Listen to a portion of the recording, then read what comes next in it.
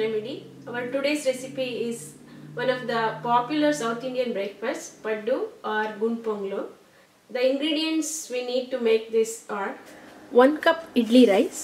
You can either take the idli rice or the regular Sona Masuri rice. Half cup of puffed rice or puri, or also called mandaki. So this you can use any variety. 1/4 cup of urad dal, 1/4 teaspoon of salt, around 2.5 to 3 cups of water. The water quantity depends on how you grind this batter. If you use grinder, then we may need a little more water. If you are using mixer, we need less water. In a different bowl, wash this rice and urad dal. Wash this puri or this puffed rice separately so that it has more dust compared to these two, and it settles in the bottom of the pan. So when you wash this separately and then mix it with these two. After you wash rice and urad dal and the puffed rice, mix it in one bowl, mix it together, and then add around 2.5 cups of water and soak it around 4 to 5 hours. Here I have this soaked ingredients ready to grind. I'm using grinder to grind this Gundponglu batter. First you add some water before you start the grinder, and then you slowly add all the ingredients. It's been 15 minutes now. Now we have this smooth paste. So I am taking this out to a bigger bowl. Whenever you are making dosa idli batter, which we have to ferment, so when it is fermented, it may increase in volume. So it is always safe to put that in a bigger bowl. I am transferring this to this big pan. See, the consistency should be like this. It's not like a dosa batter, but it's not as thick as idli batter. So it has to be in between.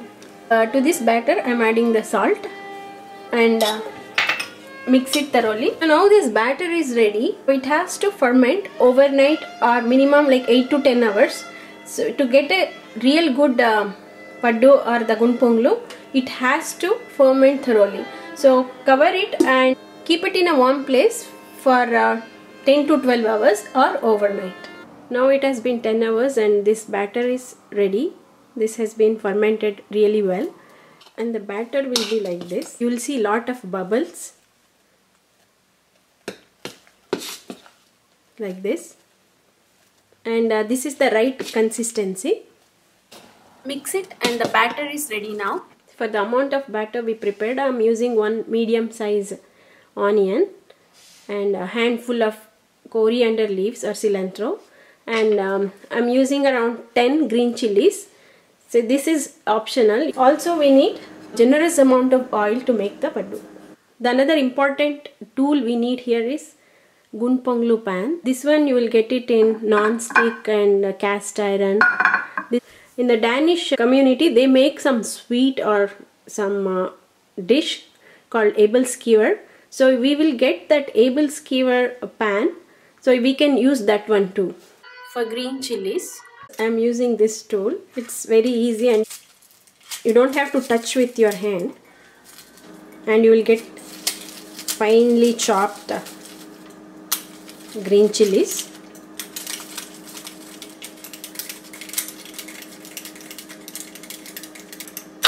I have this finely chopped green chilies. I have around a cup of finely chopped onion and cilantro. The amount of onion and green chilies, depending on your taste, you can add more or you can add less. So I'm going to put this chopped onion, coriander and this chilies and mix it well. If you are making more batter than this measurement, don't add all the onions at once. You just transfer the batter to another bowl and then mix the onions and other things. The reason for that is if you add onions with salt, it leaves water, so this batter will become more watery or liquid. It's hard for us to make the paddu. if your paddu making pan is not flat, if it is like this, it is good to use an electric stove to get a better Gundponglu.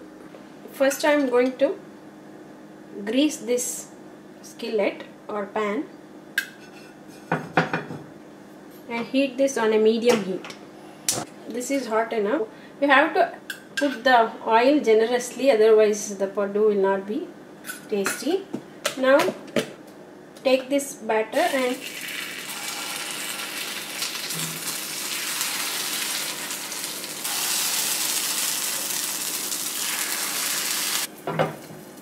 and you have to cover this and let it cook for a few minutes. After 1 to 2 minutes, remove the lid and add little more oil and flip this to the other side.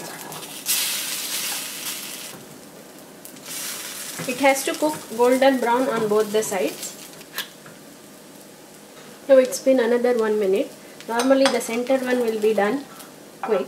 So both sides, this is looking good. So I'm going to take this out. Every time you do the Gundponglu, add oil. This is very important, and continue the same procedure. Now we have this delicious paddu ready to eat. You can enjoy this with butter and coconut chutney. It will be very good. And with the measurement I have given, you can make this size Gundponglu around 35 to 40. I hope you enjoy making this, and for more recipes please visit our website at foodandremedy.com. Thank you.